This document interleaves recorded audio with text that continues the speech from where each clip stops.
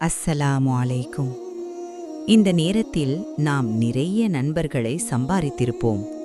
ஆனால் இஸ்லாத்தில் நண்பன் என்பவன் வெறும் நேரம் கழிக்கும் ஒருவன் அல்ல.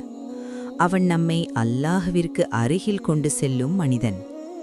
நம் வாழ்க்கையில் நண்பர்கள் மிக முக்கியமானவர்கள். ஏனெனில் நாம் யாருடன் அதிக நேரம் செலவிடுகிறோமோ அவர்களின் பண்புகள் மெதுவாக நம்மிடமும் வந்து சேரும். அதனால்தான் நபிகள் நாயகம் ஸல்லல்லாஹு அலைஹி வஸல்லம் மிக அழகாக எச்சரித்தார்கள்.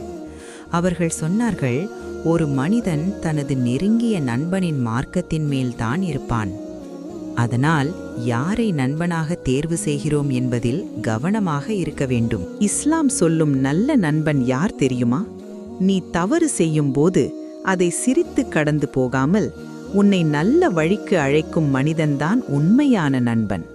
நீ தொழுகையை மறந்தால் வாங்க தொழலாம் என்று நினைவூட்டும் நண்பன்தான் நல்ல நண்பன். நீ தவறான பாதையில் போனால் அதை இனிமையாக சுட்டிக்காட்டும் நண்பன்தான் நல்ல நண்பன்.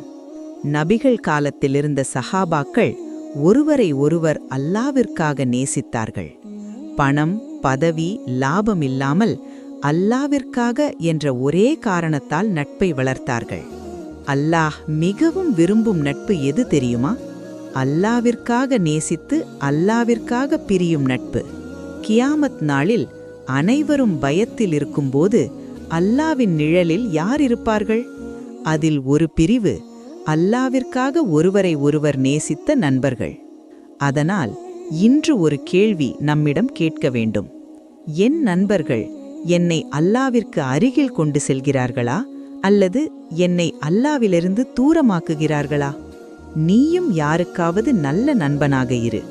தவறில் சிரிக்காதே, நல்லதை இனிமையாக சொல்லு. அதுதான் இஸ்லாம் காட்டும் அழகான நட்பு. யா அல்லாஹ், எங்களை உன்னை நினைவூட்டும் நண்பர்களுடன் இணைத்தருளவாயாக. எங்களை தவறிலிருந்து காப்பாற்றும் நட்பை தந்தருளவாயாக. ஆமீன்.